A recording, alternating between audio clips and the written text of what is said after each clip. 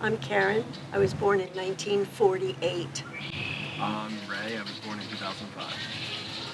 I am Kathy Conrad, born in 1945. At that time, I was Kathy Deering. I'm Omega John. I was born 2007.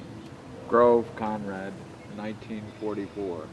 Cody Ammerman, 2007. Hi, Cody. Do I look kind? Yes or no, and explain it. Very kind. You look very kind. The kids on the bus say, "You're not a meanie," and the dispatchers down at the office say, "You never write people up. You're too good." And I would say you're probably a kind guy. I'm an Eagle Scout, so that comes with being kind. On my honor, I'll do my best to do my duty to God and my country, obey the scout law, and thrifty and reverent all times. I think I missed that little bit, but anyway. It was close. There are not enough scouting activities, and I just don't mean scouting, but that sort of thing. There's just not enough of that. Good for you. I would tend to agree. I mean, people find it easier to be troublesome to each other now than they do to be kind, and I find it completely the opposite. If you are kind to somebody, that brightens their day, and my goal is always to put a smile on one person's face a day. Right? Great minds think alike. Go. Absolutely, because you smile and you just have a manner about you that is very pleasant and very open. I think you do look kind also. You also remind me a lot of myself. Like, you smile a lot, you're very open to conversation. Yeah. I like that. Yeah, I like that too. I like people who are like that. It just makes the Surround conversation so easy. Yes, exactly. You feel like you're fast friends. I like Yes. that, yeah. I do too. Do you look kind? Yeah. Absolutely. Absolutely you do. And because my name's Karen, I'm a nice Karen. Okay. I'm not that nasty Karen. What do my shoes tell you about me? Good gravy. I don't know if you can tell a lot about a person by shoes. I never wear these. Well, you have Nikes on. They're not tied all the way either. I feel like it's very sporty. Like, Yeah. do you like to go on walks a lot, maybe? Like athletic, maybe? Or maybe you were athletic? And yours say to me, fashion. They're Adidas. Yeah. Those are athletic. Do you Really? participate in sports? Yeah, I do. I do track and tennis. And what do you do in track? I'm a sprinter. You're a sprinter. Yeah. And you play tennis. Yeah. Singles or doubles? Doubles. I Yeah. played first doubles. Oh, you And did? Yes, I always did sports because Oh, okay. I didn't necessarily like to go home right after school. No, yeah. so I could Me hang out too. with my friends. Me and too. so I did I get sports. it. Were you really good? Did you enjoy it? I enjoy it. I got my varsity letter in Oh, tennis. How about that? okay. That and field hockey were Okay. the two things. Your shoes. I didn't take a peek at your shoes yet. Try to tear the topic apart a little bit. Initially, I would say formal, but worn in. I mean, that would go to using things to their fullest, I would believe, which I can kind of read from you. I'd like to know about the shoes. My grandson, Jack, is a cop for Galloway. He was issued these shoes, and they fit me, and they're the greatest shoes for driving a bus. They are the most comfortable shoes. They didn't cost a thing. And I must say I shined them just for tonight, even though they're quite dirty. But these are cop shoes, and they're very comfortable. What do your shoes tell me about you? Oh, yeah. Well-traveled, comfortable. You work a lot in those shoes. Definitely point on the work. These ones are only a few months old, getting worn in pretty quick, though. You know, the old Bob Dylan song, Spanish boots is Spanish leather, but probably Spanish boots is Spanish leather. Do you think I'm usually early, on time, or late to events? I think early. Why do you think early? I don't know. That is so far off. Really? I'm time dyslexic, if you've never heard of that. So at the time, back when I was a kid, my parents would say we are leaving in 10 minutes, and it meant like nothing to me. I was having fun doing other things. Even when I was a teacher, I had to be there at 8 o'clock, and I'd slide into the classroom at 5 to 8, and I my only gosh. lived a half mile away. They used to say I would be late for my funeral. And I suspect you're an on-time person. Oh, yeah. Yeah. I'm the type who would show up like 50 minutes early. Time is a man-made thing. Just remember that. That's true. I'd say you're on time, maybe early. I doubt if you're late. My impression is I would be surprised if you're late. Am I right?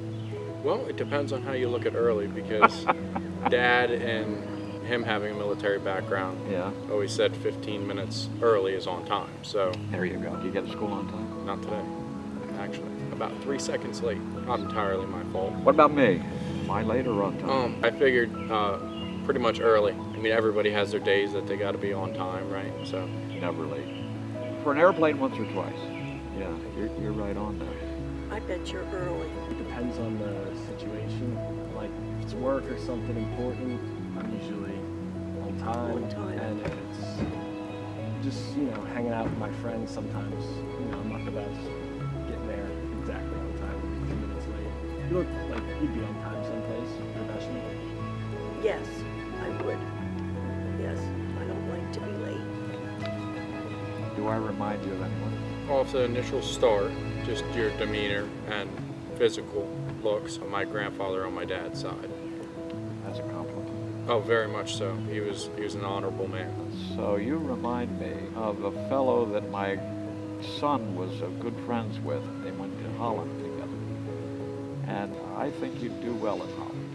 So if you're not Dutch, go there. I'm not Dutch, so I might make a stop by. My history teacher, Miss Perner. Okay. In what way do I remind you of Well, this? she has this really nice bob. She has a really nice smile. She's so smart. She also wears glasses. She kind of dresses like you too. Okay. Who do I remind you of? My nephew's daughter. Oh, really? How come? She came from unfortunate circumstances and they adopted her. She is a beautiful child and her hair is almost identical to yours in length. Oh, and really? Fixed the exact same way. So I find it interesting that I remind you of a history teacher because the last 10 years that I taught school, I taught history You're joking. to 7th and 8th graders. Wow. Yeah. You do remind me. In fact, I took a double take when you first came up. You do remind me of somebody. Who's that? Winfield Allen. He graduated last year, but they moved out of the district. Oh, really? What do you crave more of? What do you crave more of? To make somebody happy, brighten somebody's day. I know that sounds generic, but I don't know whether it's more for brightening their day or because it brightens my day so much, but that's what I crave more of. How about you? Well, let me talk about smiles. You don't get on my bus without a smile because a smile is as good as a hug. And I think that's important. Rudyard Kipling's tombstone says, "He done it all." I've done a lot of stuff, craved a lot of stuff. You name it, I've probably done it, and I'm not a braggart by nature, so I don't crave anything. I don't think it's bragging more than showing your accomplishments, you know? Okay. I don't know. I like working a lot. I'm always, I guess, craving to get more hours in. I always crave more love. Hugs. I love hugs. I'm a touchy-feely person. I crave. And maybe a glass of wine. I think this is where an age factor comes in. I don't think at my age I particularly crave anything. I wake up blessed. And if you have a positive attitude and gratitude in everything, there's nothing to crave. One thing that I might crave is like a sense of reassurance that I'm on the right track. As you get older, you will realize that the answers are being given to you. When I first married, my husband said, "I am not here to constantly tell you that what you're doing Oh is my fine." gosh. Oh my gosh. Because it is. He kind of forced me to get that self-confidence that as a teenager, I'm not sure, I know I didn't have. And there are some people that unfortunately never get it, and I feel for them. If you have, when was the moment you realized you weren't invincible? Probably my early years of high school, getting in trouble a lot. So I'd say freshman year. I know I wouldn't have looked at you and thought that. When I went to school, back in the day, you didn't know anything. I went on a blind date and the boy French kissed me and I thought I could get pregnant. Oh my word, I was so upset. We weren't taught anything. I don't think I ever thought I was invincible. I always gave myself a hard time. I kind of tore myself down a lot. So I never thought I was invincible, I don't think. Well, I suppose there are times when you have kids, when you think you can handle it and they're in your face and you realize you can't handle it. There are circumstances that you realize you can't do it. But as far as, ego, I never had that. It became clear watching the oncology unit, having friends that I sat next to, having family members pass away. Nobody's invincible. We all have our time, and we don't know when it is. So my thought is, like, live your life to the fullest. Do what you love. I'm 80. I have escaped death, I don't know, 6, 7, 8 times, including a head-on collision on the Garden State Parkway 22 years ago. And even then, I said, I'm not invincible, even though I was this far from death. And 2 or 3 other times. Flew a lot of missions and only was shot at once. And we laughed about it because it was a little tiny hole in the tail. But as you just said, you put one foot in front of the other, one great thing at a time. What's the most pain you've ever been in that wasn't physical? I'd say my sophomore year when my cousin David passed away from a drug overdose. Fairly young. Yeah, that would be painful. I think one of the worst was my son was in California and was in a horrible automobile accident. The boy who was with him, they were friends and he died. And they couldn't figure out who was driving the car because they were both thrown out. We had to fly out to California for the trial. That was the most painful that I've ever been through. I'll say when I had to leave St. Lucia, every single person in my family was born in St. Lucia. My home was St. Lucia. It was scary, and I was little. And I had to leave, like, my father. It was a lot. Yeah, that's a lot. And that really isn't physical pain, although in a sense it is physical pain too. I have to say, my youngest son had problems with alcohol and drugs. And I think that's the most pain. The easy way out is to walk away, but that doesn't save the person. I would say that was probably the hardest pain. I'm sorry. I'm sorry for you. One of my sons had a drug problem, and that caused long, enduring, sleepless pain. Fortunately, he's over that. Your turn. During chemo, being an older kid and watching young kids going through that, it's just one of those thoughts where you're like, I wish I could take it from them. You wish you could wrap your arms around them and make it work.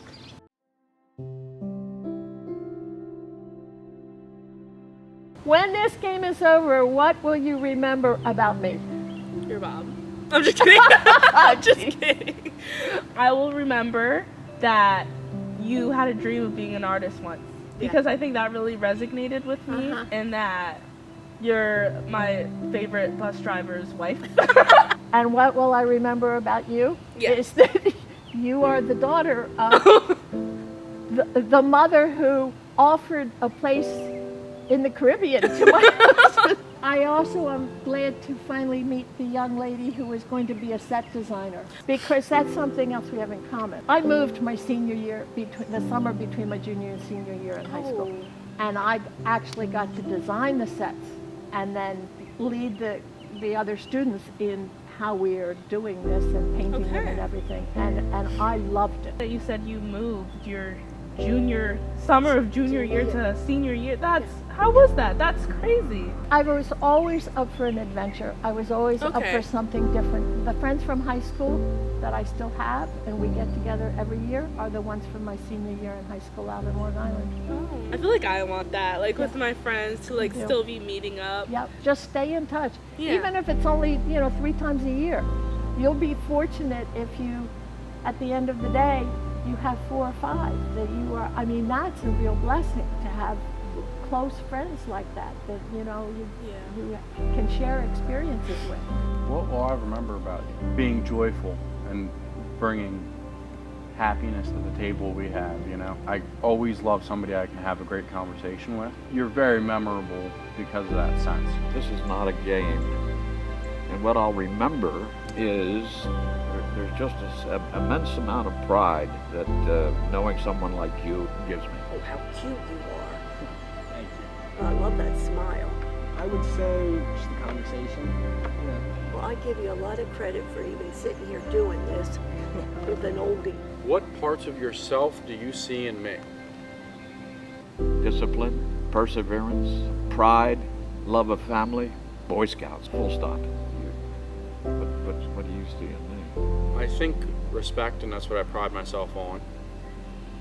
I think it's the biggest thing. As soon as we met, we shook each other's hands. You don't see that much anymore either. I've retired 3 times, and driving a school bus is not a retirement job. It's great fun. I love the kids. I love driving. I don't have a lot of rules on my bus. The second rule is be kind and respectful, and that covers everything.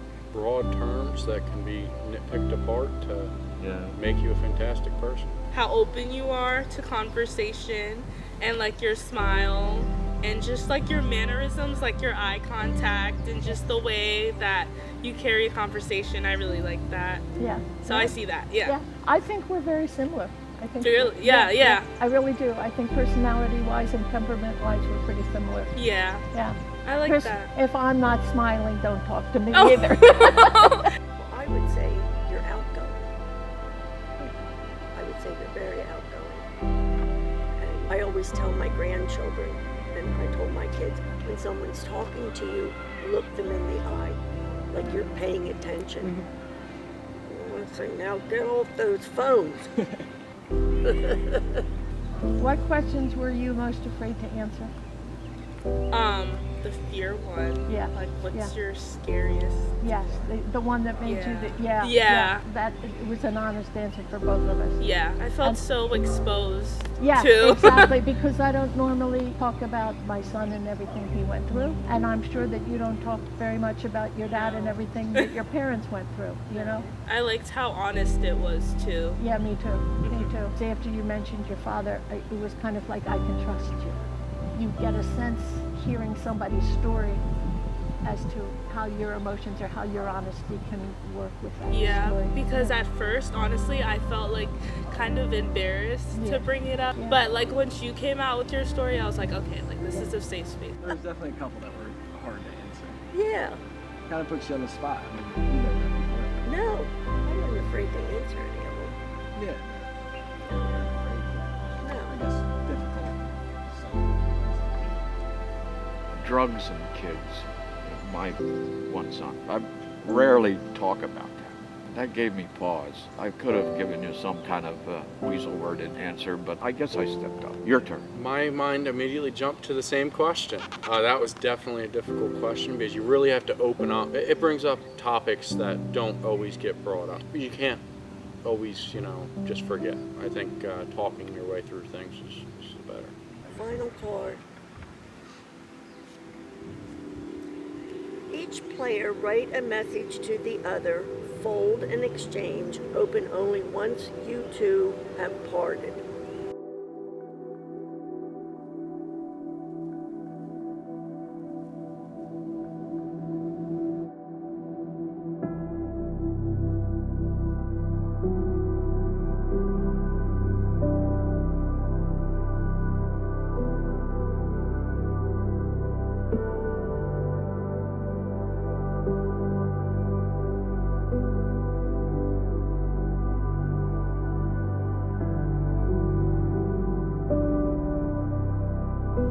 Conrad, and I'm a stranger, but a stranger no more.